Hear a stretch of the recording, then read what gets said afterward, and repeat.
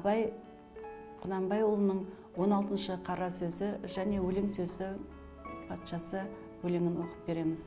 Қазақ құлшылығын Құдайға лайық болса екен деп қамжымайды. Жұрттың қылғанын біз де қылып, жығылып тұрып жүрсек болғаны дейді. Саудагер несесін жия келгенде, тапқаным осы, бітті деп, алсаң ал, әйтпесе саған бола жерде мал қазанба дейтіні болушы еді ғой. Құдай тағаланы сол саудагерде қылғысы келеді. Тілін жаттықтырып, дінін тазартып, ойланып, үйреніп, әлек болмайды. Білмегенім осы, енді қартайғанда қайдан үйренемін дейді. Оқымадың демесе болғаны дағы, тілімнің келмегенін қайтушы еді, дейді. Оның тілі өзге жұрттан бөлекше жаратылып па. Өлең сөздің патшасы, сөз сарасы, қиыннан қиыстырар ерданасы, тілге жеңіл, жүрекке жылы тиіп, теп-тегіс жұмыр келсін айналасы. Бөтен сөзбен бұлғанса сөз арасы, ол ақынның білімсіз бейшарасы, айтушы мен тыңдаушы көбінадан, бұл жұрттың сөз танымас бір парасы.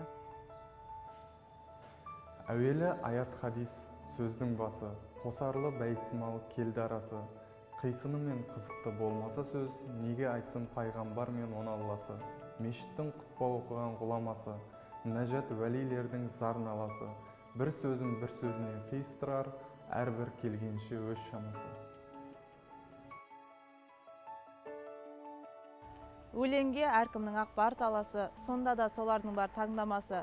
Іші алтын, сырты күміс, сөз жақсын, қазақтың келістері қай баласы. Бұрынғы ескі биді тұрсам барлап, мақалдап айтады екен сөз қосарлап. Ақындары ақылсыз надан келіп, көр жерді өлең қыпты жоқтан қармап. Қайда бай мақтаншаққа барған таңдап, жисада бай болмапты қанша малдап, қазаққа өлең деген бір қадірсіз былжырақ көрінеді сола таңдап. Ескі бейше отырман бос мақалдап, ескі ақынша малшын тұрман зарлап, сөз түзелді тыңдаушым сенде түзел, сендерге де келейін енді аяңдап. Батырды айтсам ел шауып алған талап, қызды айтсам қызықты айтсам қыздырмалап. Әншейін күн өткізбек әңгіме үшін тыңдар едің бір сөзін мыңға балап.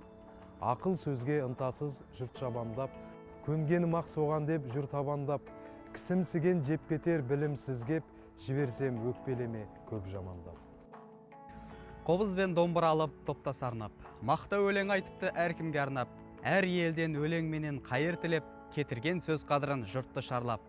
Мал үшін тілін безеп жанын жалдап, мал сұрап біреуді алдап, біреуді арбап, әр елде қайыршылық қылып жүріп, өз елін бай деп мақтар Құдай қарғап. Амалдап қара ғайды талға жалғап, әркім жүр алар жердің ебін қамдап. Мақтан қуған мал құмар, не қалсын, шықпаса мыңнан біреу талғап. Мал жиып, арамдықпен ұрлап қарлап, қусын десе қуанып, жүр алшаңдап. Қоқса-соқса бір пайда, түсеме деп, елдің байын елтіртіп, жаумыңдалап. Ынсап ұят, ар намыс, сабыр талап, бұларды керек қылмас ешкім қалап. Терең ой, терең біліміз